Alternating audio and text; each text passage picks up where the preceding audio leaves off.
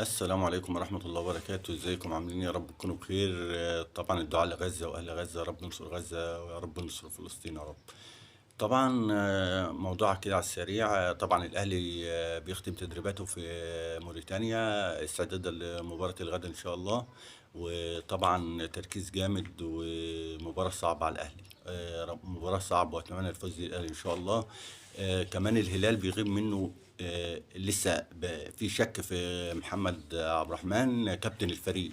لاعب كويس قوي. لاعب، وكمان الطيب بن زيتون لاعب كويس. فلو غابوا الاتنين دول هيأثروا على الهلال. كل التوفيق للنادي الأهلي إن شاء الله.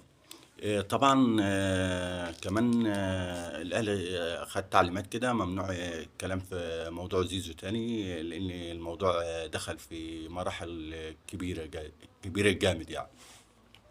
والأيام هتثبت لكم إن الكلام مع كل كلمة على حق يعني. طبعا كمان الأهلي عامل حاجة كده، كل ما الزمالك ينط فيه لاعب يروح يجيبه. انت في لعيبه بتيجي الاهلي وتمشي والجمهور ما يعرفهاش. يعني انا افتكر تقريبا كان لاعب حارس مرمى الزنفلي من السنه اللي فاتت تقريبا. انا متهيألي محدش يعرفه، الزنفلي او الزنفلي حاجه زي كده. آه كمان كان الزمالك داخل في عمر الساعي. الاهلي خده قعدوا دكه. عدمه، كان هو نجم الاسماعيلي. عدمه. كمان طب انت ما خد لعيبه من الاسماعيلي من بيراميدز. لكن هي لعيبه الزمالك اللي ده بن شرقي اللي انت جبته ده ما لعب حياته كلها. لعب في الهلال السوداني ما نفعش، في الدوري الفرنسي ما نفعش.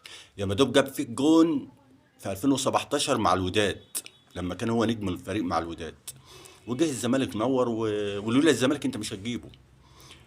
قندوسي الزمالك دخل في مفاوضات معاه. تاني يوم لقيناه في الاهلي. فطبعا طالما الزمالك دخل في الصفقه هجيبه ان شاء الله بقى. اجيبه ازاي؟ بس هجيبه. دولارات بتدفع والدنيا ما بيجمعوا الزيتون دول. ده جمعين الزيتون على طول السنه عندهم زيتون. فما علينا. يطلع بقى كابتن احمد شوبير في قناه النادي الاهلي. الاهلي ما بيدخلش معركه ويخسرها. ازاي يعني هي احنا مش معركه. ما تقولش الكلام ده، انت بتخاطب ملايين. في ناس طيبه كده بتسمعك، فما ينفعش تقول معركه.